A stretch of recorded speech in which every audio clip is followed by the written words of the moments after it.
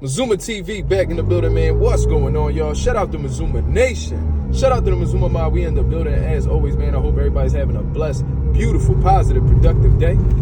Back at you on my second video of the day, man. Just wanted to speak about this. And I spoke about it a little bit in the first video, but I just wanted to, expand upon it. You know what I mean? I wanted to speak about Gervonta Davis, calling out Lomachenko on social media, during his fight with George Kambosos. Literally during the fight, Gervonta Davis was running his mouth. And I want to speak about Shakur Stevenson pretty much crying that he's being blackballed from the possible Lomachenko fight. And we're going to speak about this as honestly and objectively as possible, man. And if anybody feels offended about what I'm saying about Shakur Gervonta Davis in this video, then, feel free to not watch it. You feel what I mean? So let's touch on the Gervonta Davis situation first, man. Gervonta Davis, he's getting ready for his fight against Frank Martin. And it's a pretty solid card or whatever, but, Gervonta Davis has been getting into this habit lately where, he's been talking crazy about everybody on social media, man. It seems like everybody could get it if you are, you're within Gervonta Davis's reach, whether you are a male, female, whatever the situation is. He talking crazy about you. And I guess he's seen that Lomachenko was fighting George Kambosos. A lot of people was talking about the possibility of Lomachenko fighting Gervonta Davis next. And there was a lot of people that were pretty much saying how, Gervonta Davis ducked the smoke with Lomachenko. And this was absolutely facts. You see what I mean? At the beginning of his career, when he was currently the IBF champion at junior lightweight. And I believe Lomachenko was the WBO junior lightweight champion at the same time that he was champion within the same division. Floyd Mayweather Promotions, Leonard Ellerby, whoever the fuck is responsible for handling his matchmaking, wanted absolutely nothing to do with Lomachenko at that time. I remember when Tank wasn't really speaking up for himself, was just real quiet, you know what I mean, just letting Floyd Mayweather be his mouthpiece. Floyd Mayweather was talking about how, Lomachenko is older and he has to rush. And we ain't in no rush. We gonna take the fight whenever we're ready, type shit. Which is pretty much saying that Gervonta Davis isn't ready for Lomachenko. You know what I'm saying? That's exactly what Floyd Mayweather was saying, but he was saying it in a way where it didn't look like Gervonta was ducking. You know what I mean? It was like he was putting a nice little band-aid over it. You see what I mean? That's pretty much what he was doing. And and I know this for a fact because when Gervonta and Floyd started getting into it, when they first started having like their little issues, their little drama back and forth, or whatever, Floyd Mayweather pretty much threatened to put Lomachenko in the ring with him. So that just lets you know that at that point in time, Floyd Mayweather Promotions, Gervonta Davis's team, they didn't feel like Gervonta Davis could beat Lomachenko at that time at 130. You see what I mean? And that's probably true. Maybe he couldn't. You see what I mean? So you could tell they didn't believe in him in that situation, which was why Gervonta Davis ultimately ducked Lomachenko to the point where Lomachenko was pretty much saying that, yeah, like he know what's up, like, he can't beat me and shit like that. And Gervonta Davis has been relatively quiet whenever it comes to Lomachenko. This has been going on for years. You see what I mean? So for him to say that, I gotta take care of Frank Martin first, but after that, Lomachenko is next, I gotta see it to believe it. You see what I mean? Because you be pump faking when it comes to Lomachenko. You don't really talk crazy about his name or nothing like that. You talk about people that's the same complexion as you, the same race as you. But when it comes to this little white dude running around here taking names and kicking ass, you ain't got really much to say. You feel what I mean? So I gotta see it to believe it. If it is next, then fuck it. It's a good fight. You see what I mean? Unification fight or whatever, and this is a 36-year-old Lomachenko, but Lomachenko's still dangerous at the end of the day. He's still showing signs of himself, and it might have just been a good style that was in front of him, but he absolutely shined. It looked like he turned the clock back a little bit. So if you beat Lomachenko at this current state, I guess you will get credit for it. You feel what I mean? So that's that.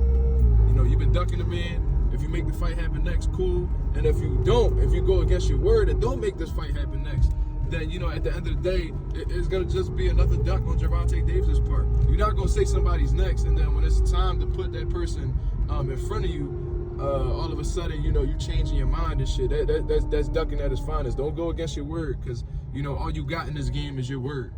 You feel me? So that's that. So let's go on to the Shakur Stevenson side right now. And this right here is just an example of, you made your bed, now you got to lay in it. Now, what I'm talking about is the whole thing with Shakur Stevenson going out here, pretty much degrading Top Rank, saying how he's not going to re-sign with them. They had asked him a question about re-signing with Top Rank, and he said, fuck no, and shit like that. So ever since then, he hasn't been on the best terms with Top Rank, which is why they had him fighting on a fucking Thursday night.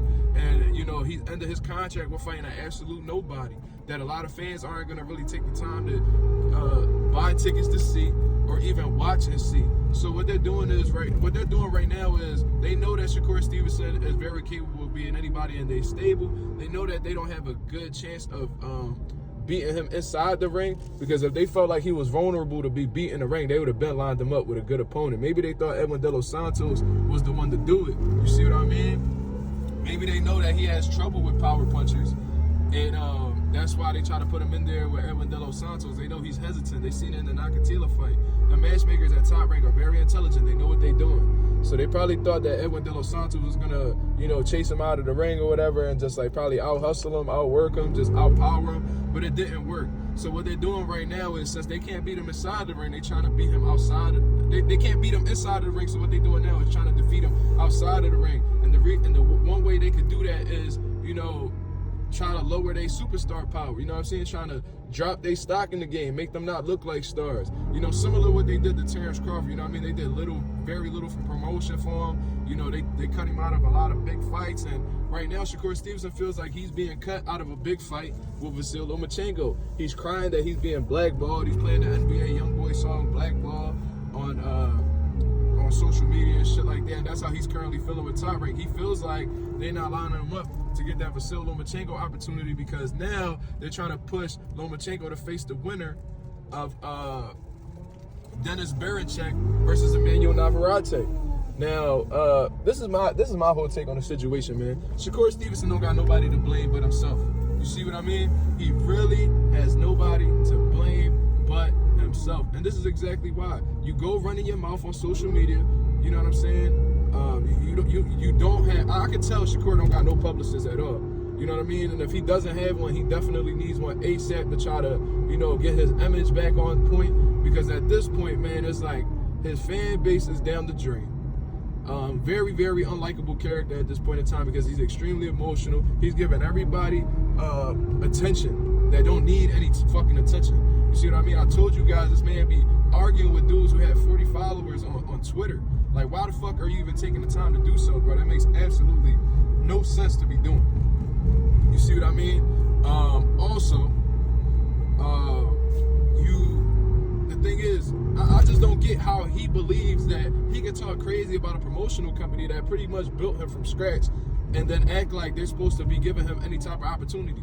Bro, you have one more fight left on your fucking Top Rank contract, right? And you made it clear that you're not about to sign back with them. So if you're not signing back with them, why the fuck would they give you one of their fighters that ultimately sacrifice for you to come up off of them? They don't want you to come up off of them if you're not signing the dotted line, nigga. Like, is you like I don't understand where your logic is at, bro. That's how I know Shakur Stevenson don't understand the business of boxing.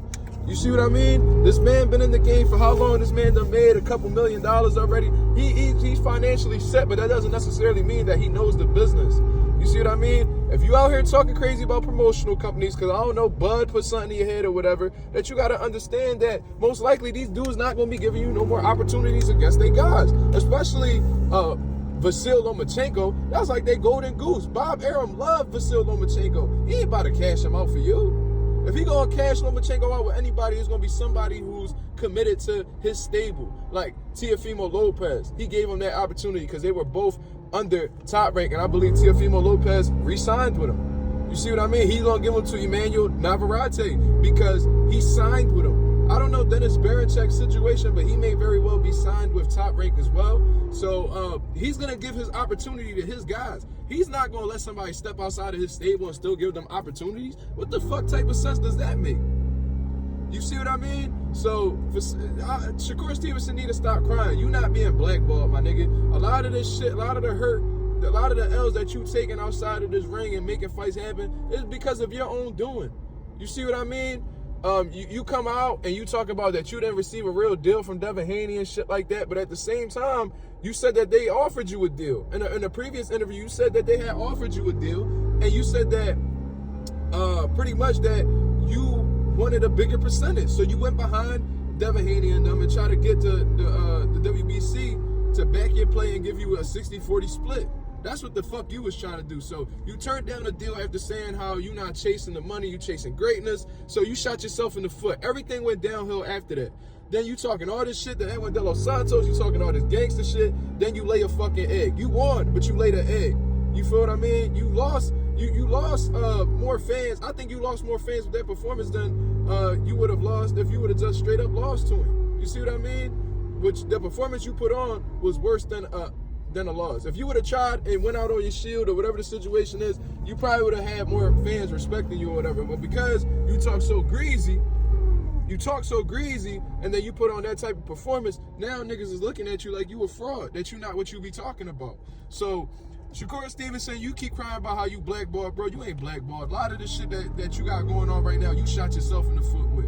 You see what I mean? You be capping, you be clout chasing, you see what I mean?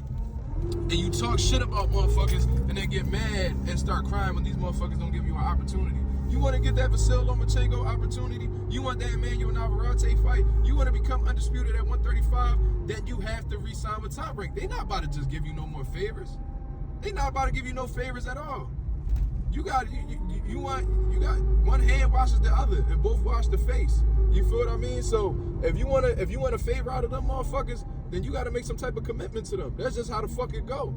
Especially since you was already previously signed with them. The only way that these dudes would do business with you and you not being signed with them is if you bring in an extremely large bag to the table. Or are you going to be generating a type of money where they can't refuse it? You see what I mean? And you're not that big of a star. You're not generating pay-per-views. You're not selling out arenas. You're not doing things that these guys like Tank, Canelo, and NUA, like motherfuckers like that. You ain't doing what they doing.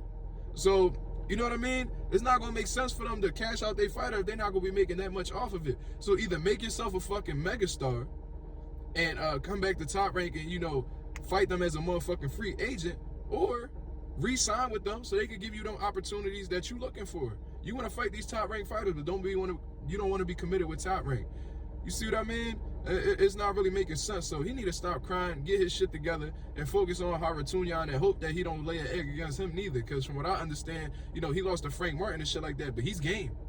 You feel me? So y'all let me know what y'all think about this shit, man. Gervonta Davis calling out Vasil Lomachenko, saying that he's next after Frank Martin. What's y'all thoughts on that? And let me know what y'all think about Shakur Stevenson feeling like he's being blackballed from the Vasil Lomachenko opportunity and just being blackballed by Top Rank in general. Y'all let me know what y'all think about this here. This was Mazuma TV. Thank you very much for tuning in. I'm out of here, man. Peace.